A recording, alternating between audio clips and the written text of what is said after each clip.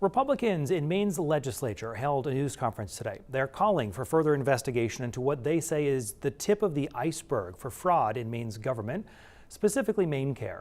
This news conference comes after the Maine Department of Health and Human Services announced it had found a Portland-based company had been improperly paid more than $1 million in MaineCare payments. News Center Maine's Christian Harsa was at that news conference today and has more.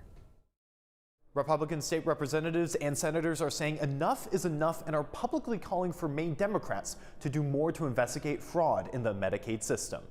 Where is Governor Mills? Where is Speaker Fecteau? Where is President Daughtry? Senator Matt Harrington of York and others say that the $1 million of MaineCare payments that a Department of Health and Human Services audit found to be wrongly distributed are, in their words, just the tip of the iceberg. I believe what we have uncovered so far is only scratching the surface of fraud here in Maine. DAHS notified Gateway Community Services LLC last week that the company's MaineCare payments are on pause due to an investigation into a credible allegation of fraud. Harrington says he feels the state cannot handle these matters, calling on the federal government to step in. Congressman James Comer has launched a federal investigation and has requested bank records connected to Gateway and related entities. Part of the reason the Republicans say are connections to the legislature to Gateway Community Services LLC. We do not believe that Representative DeLocke should be serving on the Appropriations Committee. However, Representative Decca DeLocke of South Portland did not work for Gateway Community Services LLC, but rather is a former employee of Gateway Community Services Maine, a nonprofit.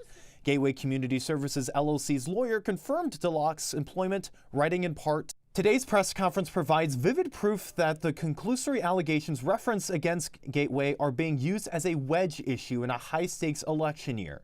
Gateway stands by its response to these allegations and will continue to cooperate with oversight agencies as it has done." Maine Republicans also made parallels between Gateway and investigations into several businesses in Minnesota accused of fraudulently using federal subsidies. In both states, those accused are from or have ties to Somalia. Has nothing to do with certain populations unless and until it does. We should be looking at whether there's a strong corollary here in the state of Maine as well. Maine Democrat Senate President Matty Daughtry and House Speaker Ryan Fecteau are pushing back against the claims made by their Republican counterparts, saying, "These matters are appropriately before the relevant authorities, and the legislature will be closely monitoring the outcome of those investigations.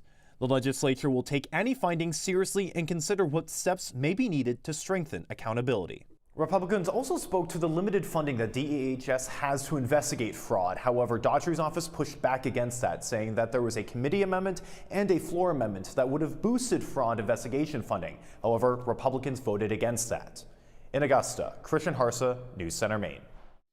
We also reached out to the governor's office for comment on today's press conference claims. We've not heard back. We also reached out to the chair of the Maine House Appropriations Committee for comments on the calls for the removal of Decca DeLocke. A spokesperson for Representative Drew Gattine said they would not comment at this time.